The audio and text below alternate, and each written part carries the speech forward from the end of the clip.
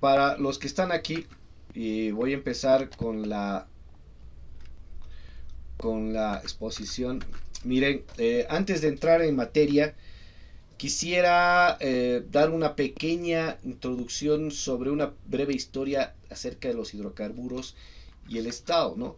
Esa conexión que tenemos no solo de estos últimos tiempos, sino ya desde hace décadas, pero digo décadas, estamos hablando de 1937, esta relación entre los hidrocarburos y el Estado, de que teníamos hidrocarburos, tenía el Estado presente y tenían las agencias privadas. Entonces, es así como que en 1937 surge la primera nacionalización, ¿no?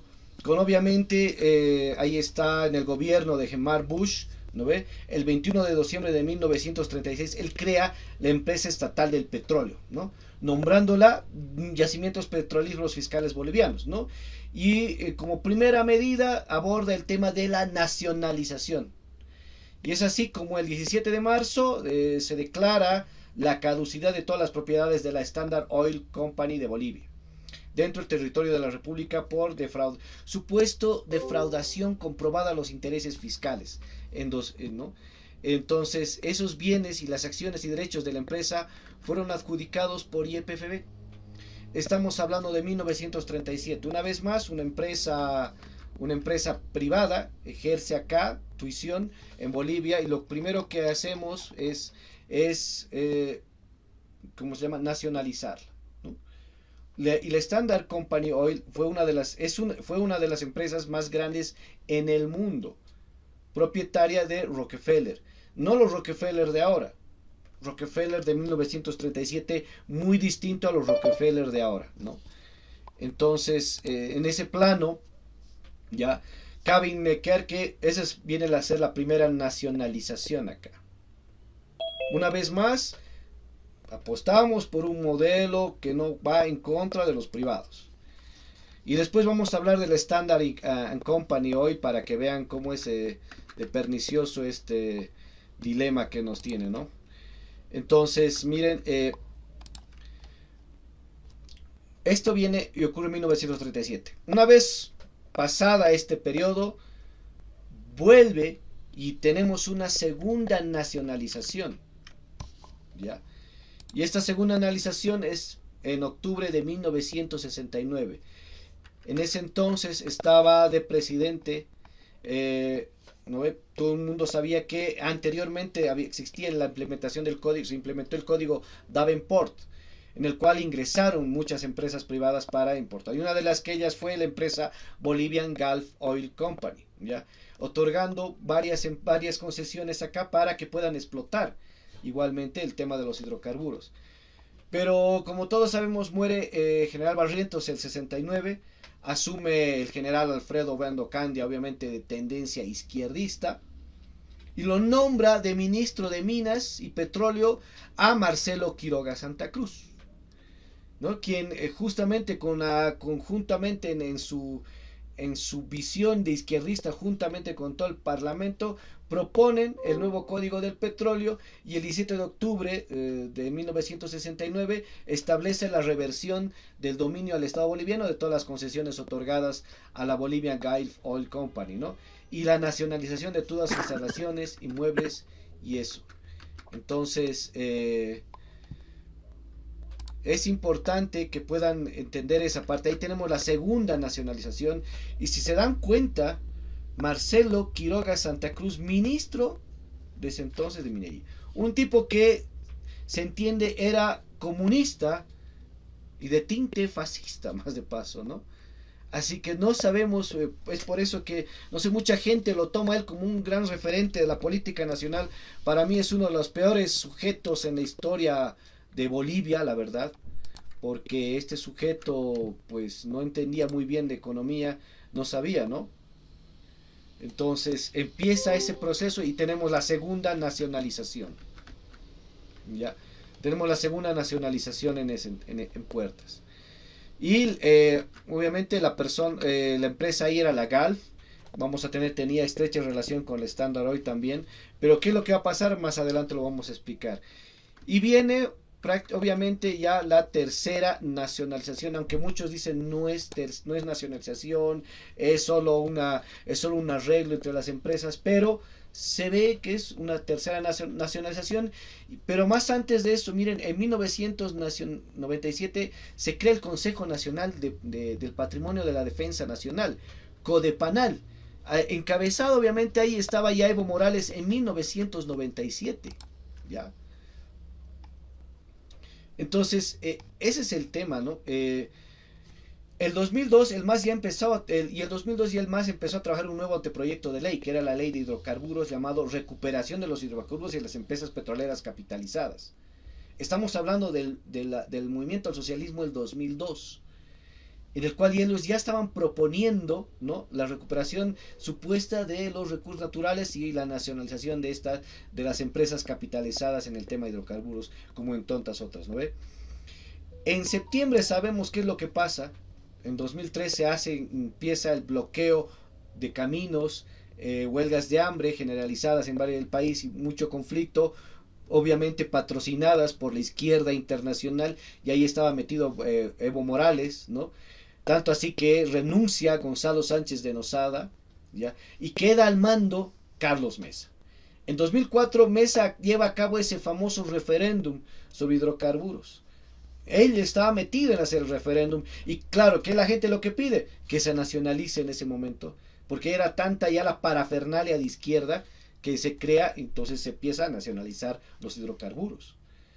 Y obviamente después de todo eso, antes de que asuma el 2005, antes de que asuma Evo Morales, Armando Vaca Díez, ¿ya? Propone y declara la ley de hidrocarburos, ¿no? Obviamente la promulga Armando Vaca Díez como presidente del Senado, la ley 3058, que es la ley ahorita que está sobre la recuperación de hidrocarburos, que es la que está vigente, donde aquí se impone justamente el IDH. O sea, ni siquiera es una norma tan de Evo Morales, no tanto del masismo, sino que ya en 2004, juntamente con Mesa y Armando Vaca Díez, ya estaba este proyecto de visión izquierdista, de recuperación supuestamente de los recursos nacionales.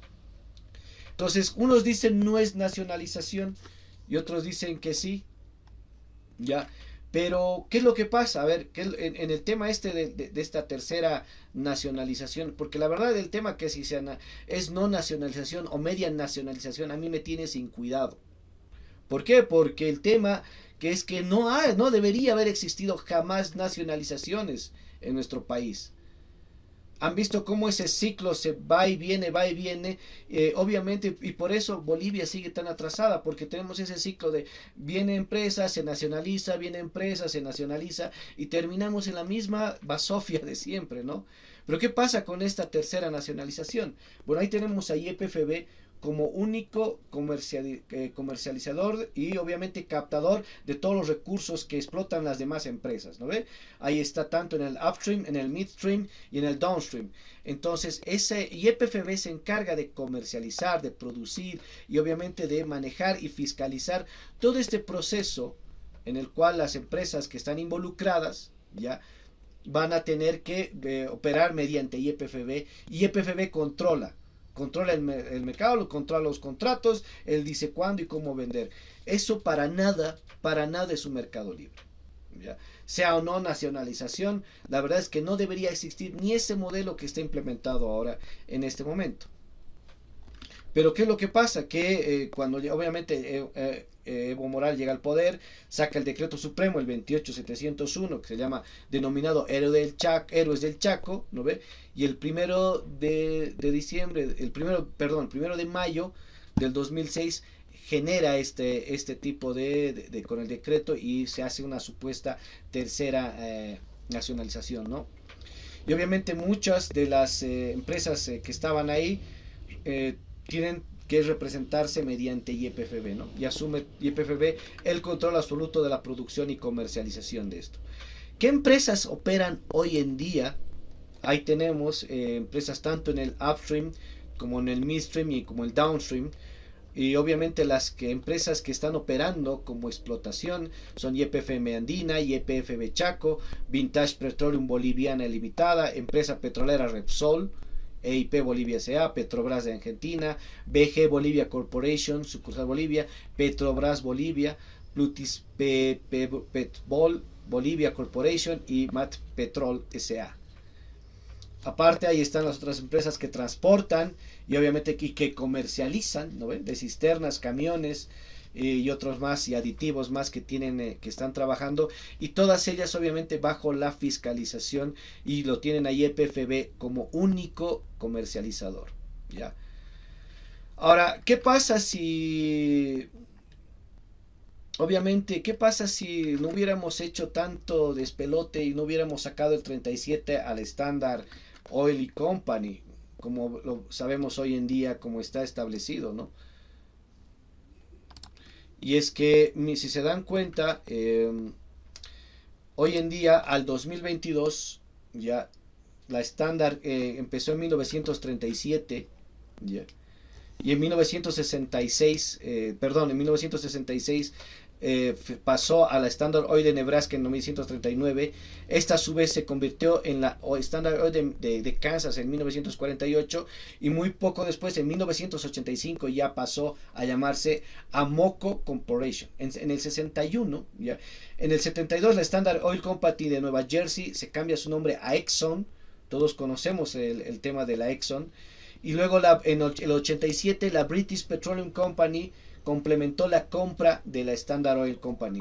Hoy en día la Standard Oil se fusionó con la Chevron, ¿ya? Y la que está, y Texaco, y esa es una de las empresas más grandes a nivel del mundo. Hoy en día Texaco tiene, pues por supuesto, muchas empresas, ya, muchas empresas. Hoy en día Texaco tiene pues surtidores en prácticamente todo Estados Unidos, y claro, con la fusión que tienen con Europa, hacen una de las compañías más grandes. Imagínense lo que estuvieran manufacturando hoy en día, ¿cómo se llama? Si se hubiera mantenido la Standard Oil, o las empresas que se hubieran capitalizado. Tendríamos pues ingresos mucho mayores por el tema de, más que todo, no tanto regalías, sino tema de impuestos, y ni siquiera impuestos fuertes, ¿no ve?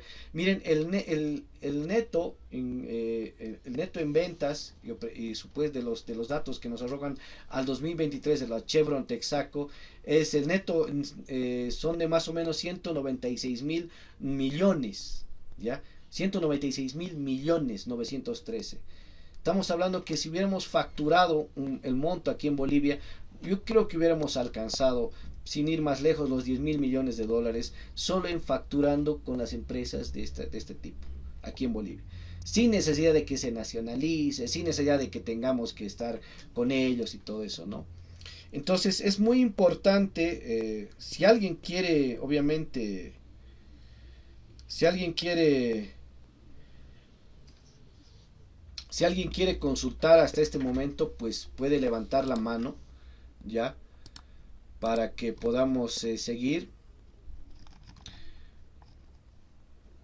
Exacto, Ninet dice: monopolio estatista, impuesto alto, desincentivo a la inversión. Por supuesto. Ahora sí está, Fernando, no sé, mientras termino de hacer esta parte, esta introducción, breve historia, querido Fernando, ahora sí puedes, no sé si puedes entrar a dar algunas palabras introductorias también sobre este tema, estimado Fernando. Te cedo el micrófono, no sé si ya estás con micrófono. Fernando. Fernando, ¿me escuchas? A ver, no sé, todavía creo que todavía no está listo Fernando.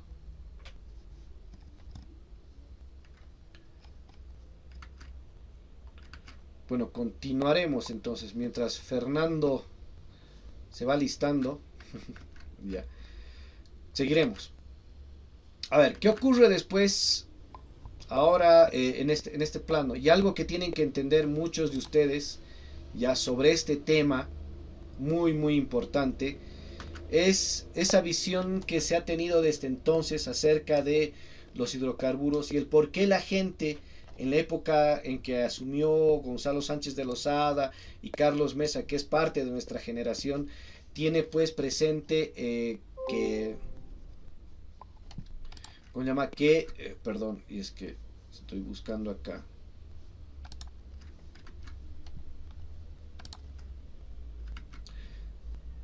Se puede ver en pantalla, ¿no? La verdad.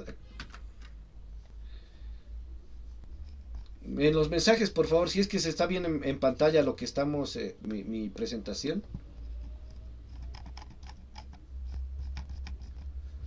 Ok, gracias, gracias, gracias. Ahora sí, continuando entonces. A ver, algo que tiene que tener muy presente en ese aspecto es el tema justamente de esa visión que se tenía en esa época, ¿no? Y es que hasta yo caí, yo era chango en ese entonces, era joven en realidad. Estábamos hablando del 2004, ya 2002, 2000, 2003, y se hablaba mucho del famoso excedente de los recursos naturales por medio de la explotación de los hidrocarburos. Hay un ejemplo que se mostró en ese entonces y que lo tienen bien presente hoy en día, como ven ustedes en pantalla. En color azul dicen el excedente, que es igual al valor del recurso. ¿Ya? Esa visión justamente es la perniciosa, porque esa visión está mal.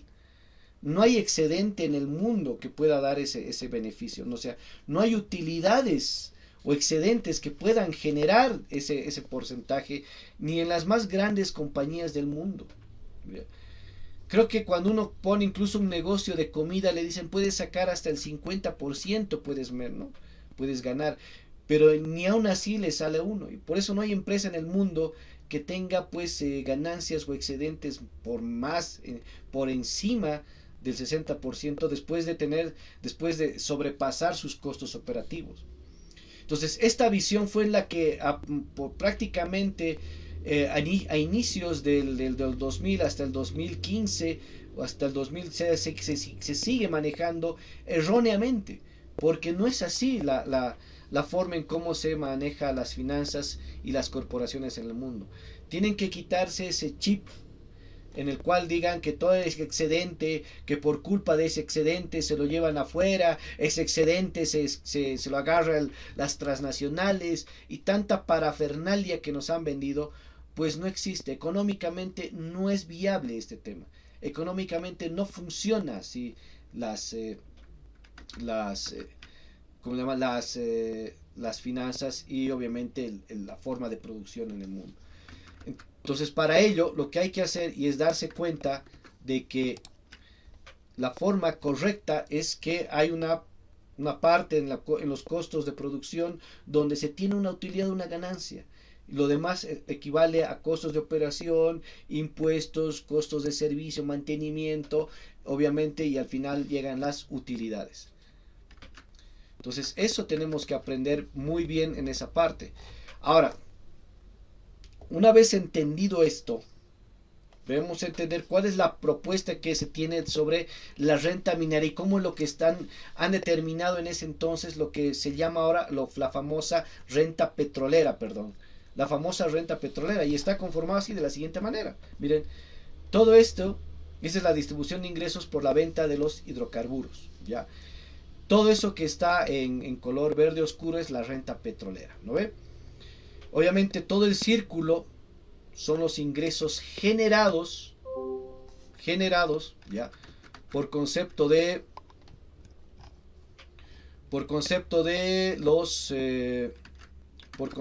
perdón, mil disculpas. Todo eso está generado por concepto obviamente de las ventas, ya, una en boca de pozo y otra por la comercialización de los productos derivados como así como de otros productos. Esa es la renta petrolera. ¿Ya? Digo, esos es los ingresos de la venta de hidrocarburos, perdón. Todo el círculo. Ahora, se descuentan los costos de transporte, los costos de compresión y obviamente los costos recuperados, que mucha gente se pregunta y hay un debate sobre los costos recuperados, pero en líneas generales, los costos de recuperados es obviamente cuando uno invierte en una empresa, aparte de amortizaciones, tipos de cambio, manejo de activos, incluso de la depreciación de activos y muchos otros acápites, qué sé yo, de contables, Hay otra función que siempre que cuando tú inviertes $100, aparte de las ganancias, tienes que tener un porcentaje también para recuperar tu capital, ¿no? Entonces parte siempre de un proceso que toda empresa en el mundo lo hace. A no ser, si no haces eso en una empresa, pues estás destinado a perder paulatinamente tu patrimonio y no poder recapitalizar todo eso, ¿no? Estás perdiendo y te estás quedando con ese patrimonio para generarte tu cash flow, que es justamente parte de las utilidades de eso. Entonces, la renta petrolera es justamente todos los ingresos menos los costos de transporte, los costos de compresión y los costos recuperados, ¿no? Es de esa renta, obviamente, el grueso que lo ven acá en un celeste oscuro, se lo lleva la participación estatal. Y lo que queda para las empresas privadas, para las transnacionales, es una participación privada. Pero a mí me parece muy pernicioso ese tema, ¿no? Es muy pernicioso. Aquí podemos ver un esquema un poco más detallado sobre ese tema. Y no sé si hasta el momento me están entendiendo bien para las personas que estamos acá en ese plano. Me pueden decir por el chat. Creo que ya voy a poder ponerlos a todos. A ver, voy a liberalizar el chat. Ya. Voy a liberalizar el chat un poquito. Y ya pueden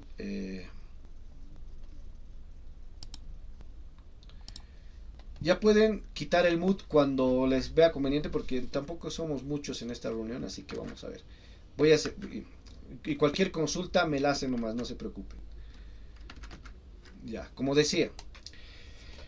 Entonces, si se dan cuenta acá, los ingresos de YPFB por la comercialización de hidrocarburos en el punto de fiscalización, que es obviamente los ingresos, las regalías, ya se tiene que ir en una parte, tiene que ser el 50 más 1, obviamente, por ciento, y en esas regalías está el 50%, que incluye las regalías, la participación del TGN y el IDH. Tiene que ser 50%, está establecido por ley. El otro 50%, que es el valor remanente, ¿no? Obviamente ahí está la parte de los costos recuperables y la ganancia a distribuir. Y en esa ganancia también el Estado, en las utilidades, tiene participación, YPFB, ¿no? Es decir, aparte de las regalías, de los impuestos que le sacan a las empresas, de la participación al TGN que tiene que dar las empresas que están operando, hay una utilidad, y esa utilidad, como también es socio accionario del gobierno, pues le saca otra tajada más a las empresas extranjeras, ¿no ve? Y lo demás que queda, pues se va a retribución a la empresa petrolera, ¿no? Es decir, ese de amarillito final es lo que gana al final la empresa, cuando el Estado pues se lo ha comido un buen tanto. Y yo digo, obviamente, y voy a ser sincero, no creo que esas empresas, no sé qué clase de contubernio habrán hecho con el Estado, porque empresa que se respeta no va a querer aceptar semejante trato. Por eso es que no hay inversiones acá en Bolivia, porque cuando uno tiene que ver que tiene que pasar primero por contratos de concesión, tiene que pasar por el Estado, tiene que pasar por YPFB para que se comercialice, te van a meter aparte de regalías, te van a meter impuestos, te van a decir que tiene que haber una participación del TGN, y aparte cuando hay utilidades te va a decir, mira, yo también quiero participar de las utilidades, que después de lo que te hemos sacado vamos a participar de las utilidades. No sé qué clase de empresas boludas hay acá que aceptan semejante cantidad de cosas. Pero supongo que obviamente con las empresas con las que trabajamos, Argentina ya dejó de hacer contratos con nosotros, ¿no? Porque sabemos que solamente las empresas de línea que responden a estatales de izquierda son las que cooperan con nosotros, cooperan con Bolivia. Entonces, por lo que yo digo, cualquier otra empresa del mundo que venga aquí a explorar, pues obviamente se va a salir corriendo al ver ese tipo de desastre de contratos que tenemos, ¿no? Entonces es un desastre si ustedes ven todo este tema. Pero a ver, ya entrando directamente a lo que es la regulación estatal y la distribución de la renta hidrocarburífera, lo que tenemos es el siguiente, la siguiente versión, ¿ya? Y es esto, en sí, los ingresos por parte de la renta hidrocarburífera vienen por parte de estos lados. Regalías, ¿ya? La alicuota del IDH, que es del 32%, ¿no ve? La participación de YPFB en la ganancia de los contratos de operación y obviamente los impuestos de ley adyacentes, que son RCIVA, el IVA, obviamente, IUE, IT, y también las patentes. Estos representan el ingreso justamente de lo que es la renta hidrocarburífera aquí en Bolivia. Todas estas instancias que ven acá en pantalla es la forma en cómo entra dinero al Estado, o decir, cómo roba el Estado a las empresas transnacionales en este plano, ¿no? Entonces, empecemos por uno de los puntos que es justamente los ingresos de estas operaciones, que son los más importantes, más allá de las patentes y de la participación en las utilidades. Tenemos tres instancias, ¿no ve? Que son justamente las regalías y la alicuota del IDH, ¿ya? En el tema de las regalías, ahí se dan cuenta, estos son los ingresos por operaciones. Este 50% que hemos visto hace rato, que se va después de distribuir las utilidades, pero este otro 50 que viene a ser las regalías y la alicuota del IDH vienen distribuidos de esta forma, ¿ya? Este 18%, ahí están las famosas regalías, que corresponde un 18% por los ingresos por operaciones, y el 32% es la alicuota que cubre justamente el 50% de los ingresos. Tiene que cubrir como sea, ¿ya? Entonces, aquí es donde una gran parte se saca el Estado, porque vemos que después el otro 50% al repartir utilidades, otra parte más se lo va a agarrar el Estado, ¿no? Pero analicemos primero este 18% que está de cubrir, ¿ya? De cómo afecta obviamente al municipio y a los departamentos. En ese 18% tenemos pues acá la participación al TGN, ¿ya? Esa es la participación hacia el TGN de la que son las regalías, ¿ya? Y esa composición de las regalías es 6% de participación al TGN, es decir, de esos 18%, el total de todo eso, a ver, permítame un segundito, creo que hay alguien más que quiere entrar, aunque tarde, pero bueno, así va a ser, así tiene que ser, ni modo, ¿qué vamos a hacer? Ya. ¿Dónde vamos? Así. Entonces, de ese 18%, tenemos acá esta participación que es del 6%, ¿no ve? Esos 18%, ¿saben de dónde viene? Esos 18% primero viene sobre 11% viene de la producción departamental fiscalizada, ¿ya? De los hidrocarburos. Y eso va a los departamentos donde se origina la producción. Estos son Tarija, Santa Cruz, Cochabamba y Chuquisaca. Voy a volver al gráfico anterior. Ven esos 18% que están ahí en celeste. Esos 18% se conforman de esta forma: 11% sobre la producción, ¿no? Que son justamente la producción de lo que se comercializa, y eso va a los departamentos de Tarija, Santa Cruz, Cochabamba y Chuquisaca. El 1%, que es la regalía nacional compensatoria, ¿ya? Va a Beni y Pando. A Beni el 2/3 del 1%, y obviamente y a Pando 1/3 del 1%. ¿Ya?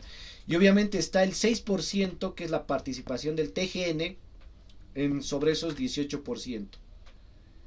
Entonces, si lo analizamos, esos 18%, ahí está, 6% de la participación del TGN, que está en amarillo, Beni y Pando, bueno, Beni y Pando, que están en el 1%, y los demás que son Chuquisaca, Cochabamba, Santa Cruz y Tarija, que reciben el 11%, y cada uno aproximadamente pues recibe 6,25, ¿no?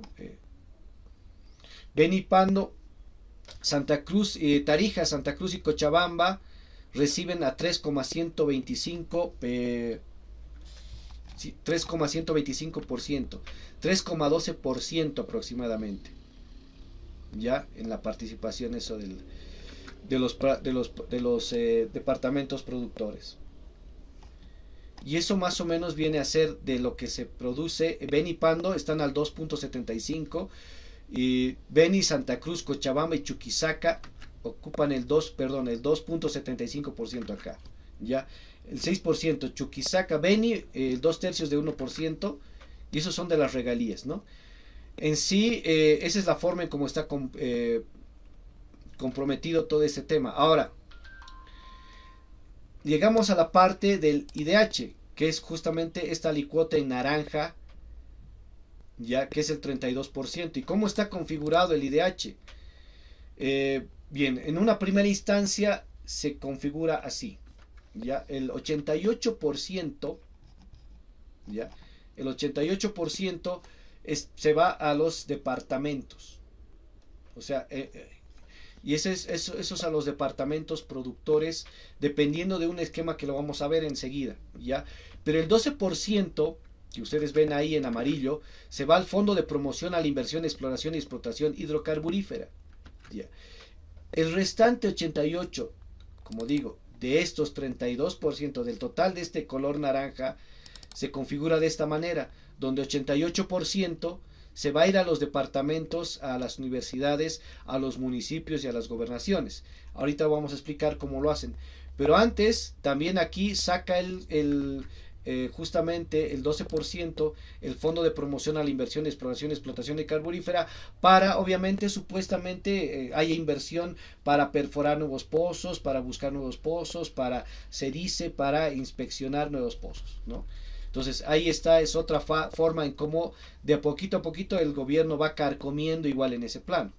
Entonces si volvemos ahora y nos analizamos este 88%, es decir, esta parte naranja, ¿ya? Y lo desglosamos, nos encontramos también de que está configurado de esta manera, ¿ya?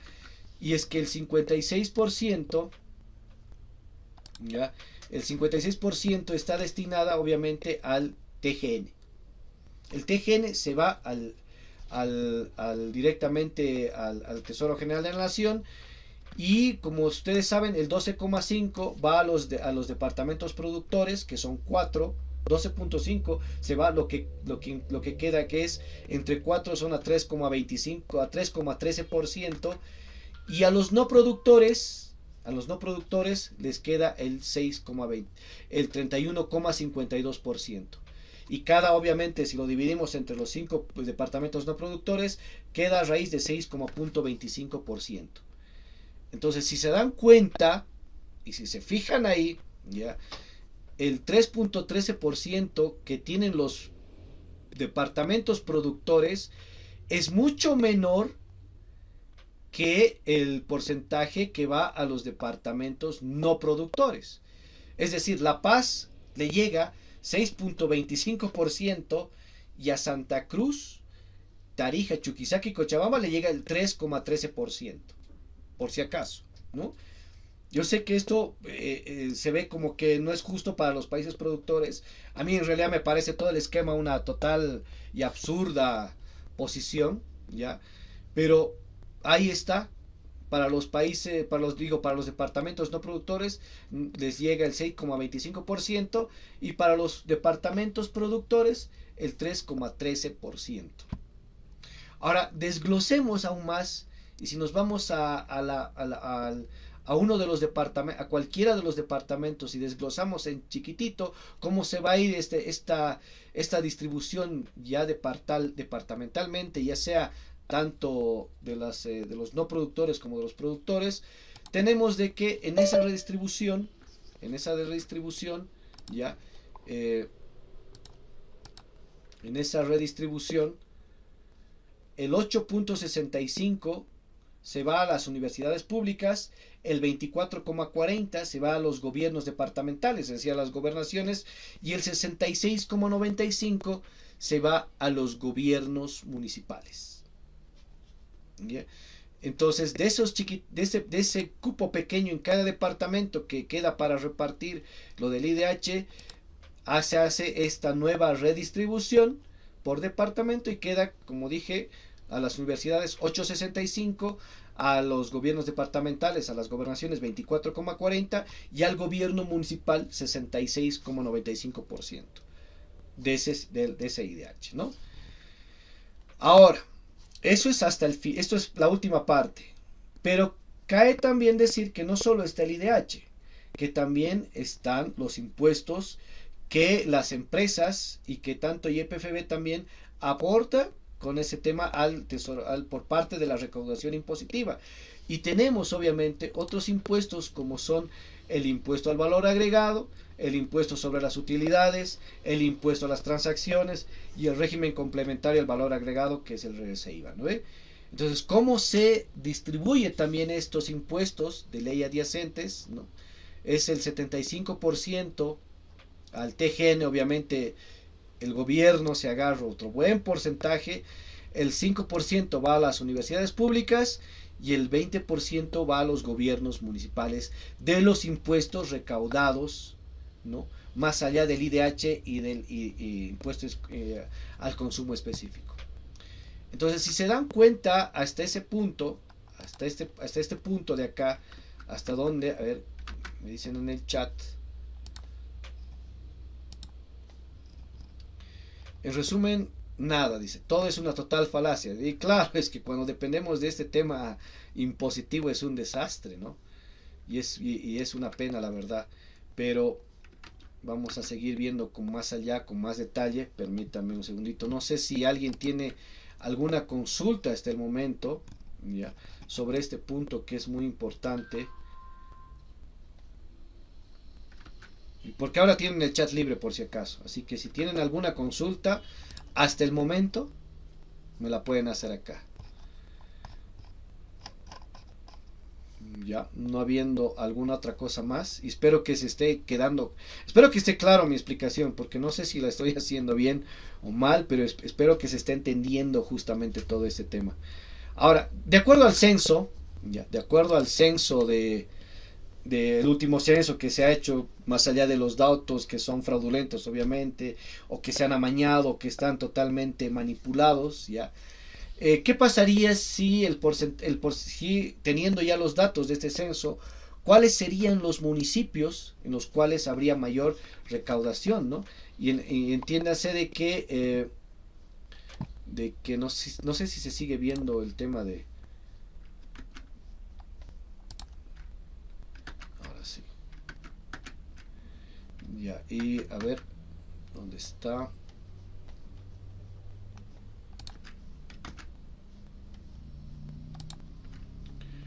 A ver, me escuchan, ¿no? ¿Se entiende hasta ahora bien esta parte? Tienen el micrófono libre por si acaso. Para ver ese tema. Ya. A ver, entonces con este censo, la verdad, ¿cuánto sería la distribución a los municipios? Y ahí tenemos que la distribución, más o menos, porcentaje, la tendrían ganando por el tema del IDH y obviamente el tema de los impuestos y el IDH, la recaudación total que se efectuaría en comparación a los demás municipios, y estamos hablando solo de los municipios capitales, es decir, donde están Santa Cruz de la Sierra, La Paz y el Alto, Nuestra Señora de la Paz, ciudades capitales, ¿no? Estaríamos hablando que La Paz y el Alto tendrían la mayor distribución, ¿cómo se llama? De la mayor ingreso por parte de efectivos fiscales, ¿ya? Le seguiría obviamente Santa Cruz, luego mucho más abajo Cochabamba, Oruro, luego Sucre, Tarija, Potosí, Trinidad y Cobija, ¿no?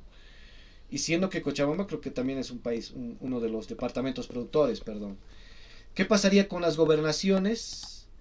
En general, Santa Cruz obviamente tendría más. La Paz no está muy lejos, pero recibiría igual, ya por el tema del IDH. Disculpa, Oscar, que te Sí, interrumpa. Ya no se ve nada. ya no se ve nada. Oh, gracias, gracias. Sí, ¿Qué habrá pasado? A ver, permítame un segundito. Ahora sí, volvió, ¿no? ¿Volvió? Sí, ahora sí. Perfecto, sí, es que de rato en rato se desconecta, no sé por qué. Ya. Entonces, eso es básicamente lo que estamos viendo acá, ¿ya? Y para finalizar, a ver, En suma, la propuesta va por este lado. Y es que, si ustedes se fijan, acá en este tema de los ingresos fiscales, ya, los ingresos en hidrocarburos, ya sea IDH, regalías, alicuotas, qué sé yo, impuestos adyacentes, generan el 22% de las recaudaciones totales a nivel nacional, ¿no? El 78% lo hacen obviamente mediante las aduanas, mediante los impuestos al consumidor, mediante el IVA, impuestos a las transferencias y otra serie de impuestos de los más de 27 o 30 impuestos que tenemos acá en Bolivia. Pero nosotros, como bolivianos, ya, al parecer sentimos de que este 22% es el grueso de los ingresos en Bolivia. Por alguna extraña razón nos han hecho creer que esta explotación de los recursos naturales, como es el petróleo, ya, es la epítome de la recaudación boliviana. Es decir, sin esas recaudaciones del petróleo estaríamos jodidos, cuando en realidad lo que ha estado haciendo el gobierno durante muchos, pero muchos años, es recaudar impuestos a la gente que trabaja, a los empresarios, a los comerciantes, a los profesionales, ¿no ve? Incluso a los que trabajan, a los dependientes, bueno, no a todos, ¿no? Porque los públicos no pagan absolutamente nada, ¿ya? Pero el tema es que todo ese grueso, con el tiempo, los han sabido capitalizarlo mejor, ¿ya? Y la gente se pelea mucho por estos 22%. ¿Cuál sería una propuesta clara al respecto sobre ese tema? Y es que, claro, nosotros como liberales proponemos más o menos al estilo federal una propuesta cuasi federal, ¿no? Y es que haya un impuesto o máximo dos, tres impuestos, de los cuales ya solo el 38% vaya para el TGN a nivel estatal, a nivel nacional, ya, y los otros 62%, no sé si estoy bien, el otro 62% vaya a los municipios donde se realiza efectivamente qué sé yo, la inversión privada, donde esos impuestos caigan efectivamente en un 62% a lo que es efectivamente realizado ahí. Esa es la propuesta liberal, por si acaso. Y dejamos de lado esta recaudación de los IDH, quitamos la distribución por el tema de mayor población, menor población. Aquí es, qué sé yo, si el municipio de San Javier le mete y hace una inversión con empresas privadas que sobrepasan los 50.000 millones de dólares y ellos tienen ingresos fiscales por encima de los 20.000 millones, pues belleza, listo. Va todo eso para el municipio sin que se tenga, y obviamente de esos ingresos, solo el 38% va a ir a nivel nacional, que va a servir obviamente para seguridad nacional, para el ejército, fuerzas armadas, policía y obviamente salud. Y créanme que va a alcanzar, cuando hay impuestos justos y claros, créanme que alcanza, ¿ya? Entonces me voy para hacer esta introducción, bueno, no introducción, sino lo que tenía que hablar con las palabras de John Locke, ¿no? El hombre nace libre, pero en todos lados está encadenado. Y es cierto, nosotros mismos nos ponemos estas cadenitas, ¿ya? Nosotros mismos, ¿no ve? Se destina ese tema para hacer eso. Entonces, a ver, ahora sí yo creo que vamos a poder hablar un poquito más libre después de lo que han escuchado. Hay algunas personas.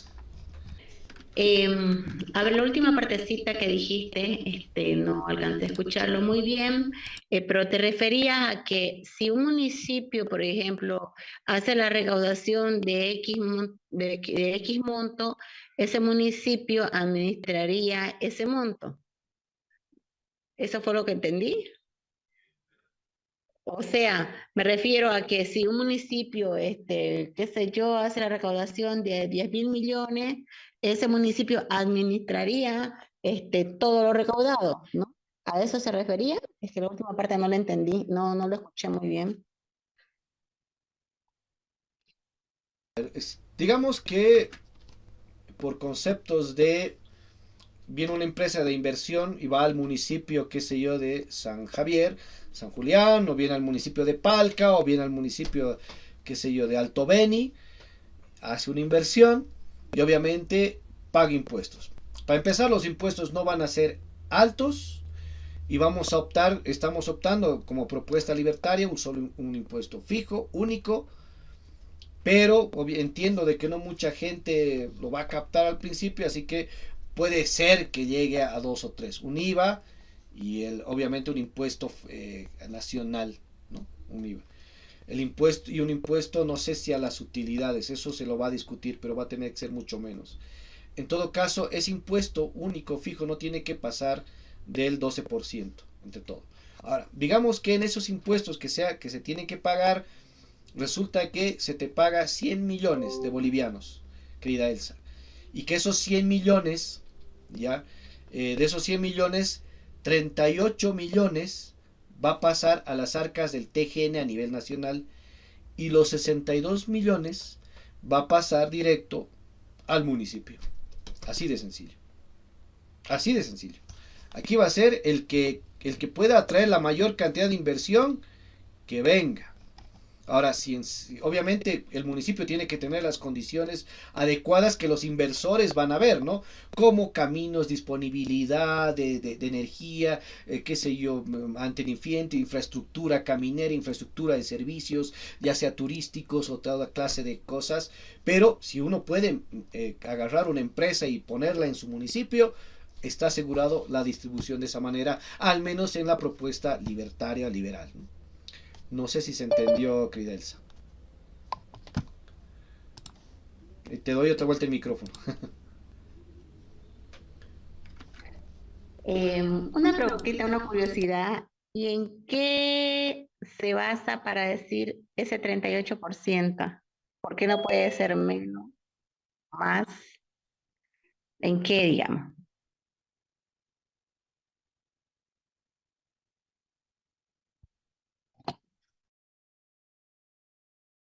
Del total de recaudado, digamos que es 100, ¿no ve? Tiene que haber un porcentaje para que el gobierno nacional, es decir, a nivel nacional, pueda dar y pueda también generar esos impuestos en obras que sean obviamente públicas, pero que no rayen en la ineficiencia pública, ¿no? Es decir, si se necesita un camino, tiene que haber dinero para hacer un camino a nivel nacional. O alguna cosa como una represa, por ejemplo, ¿no? Donde tal vez no se necesite, digamos, una inversión privada, pero yo apostaría por una inversión privada. Pero digamos que se pone una represa, qué sé yo. Y también está el tema de las Fuerzas Armadas, está el tema de la policía, es el tema de la salud y educación, ¿no? Que va a haber algunas instancias en donde sí todavía se va a tener en esta generación sándwich, se va a tener que aportar en este tema de salud y educación, porque es necesario cuando se haga el cambio, y ese cambio generacional va a venir porque hay gente que, por ejemplo, los viejitos o las personas que están en el campo, que no tienen ahorita ingreso promedio alto como para poder financiarse un colegio, pues se va a tener que destinar para eso, ¿no? Pero por eso es que viene ese 38%. Puede ser menos, pero eso todavía va a salir en la propuesta. Pero de esos 100, 62 está asegurado para el municipio, que yo creo que 100 con dos empresas, con dos o tres empresas privadas, están totalmente asegurando mucho de su funcionamiento para los proyectos que tengan a nivel de municipio, ¿no? Y podemos hablar obviamente, ya entiendo de que mucha gente se está preguntando, ¿y las gobernaciones en qué quedan? Yo creo que sería, obviamente ahí tendríamos que hablar sobre el tema de municipios o gobernaciones, pero yo prefiero hablar municipalmente, ya que están delimitados los municipios. Y es que darle también una concentración en 9 puntos me parece muy estatista, ¿no? Para mí. Por ahí hay otra visión un poco menos liberal, pero esa sería la fase, ¿no? Eso es, querida Elsa. ¿Se entendió? Hay muchos economistas, les voy a ser sincero, pero no todos son buenos. Ya, obviamente ahí está Gonzalo Chávez, Ayo, Diego Ayo, que no sirven de economistas, la verdad. Voy a ser sincero. Hay otros, sí, rescatables, bastante buenos, que ya vamos a hablar en su momento, pero siempre hay algo que aportar, eso es cierto. En todo caso, gracias, y yo creo que con esto finalizamos, ¿no? Toda esta parte. Muchísimas gracias a todos. Y bueno, parte de estas charlas que van a ser muy importantes por parte de Libertad Avanza, Unión por la Libertad y otros grupos más, ya que es importante que conozcan la línea clara sobre el libertarismo y cuál es la propuesta, ¿no? Y sin más o menos, bueno, ahora sí, queridos amigos, muchas gracias. Que tengan buenas noches, bendiciones, que descansen y nos vamos a estar viendo en la semana o los próximos días, obviamente, para algún otro tema. Muy importante el que ha citado, justamente los precios, ¿no? Y ahora con el tema del gas también.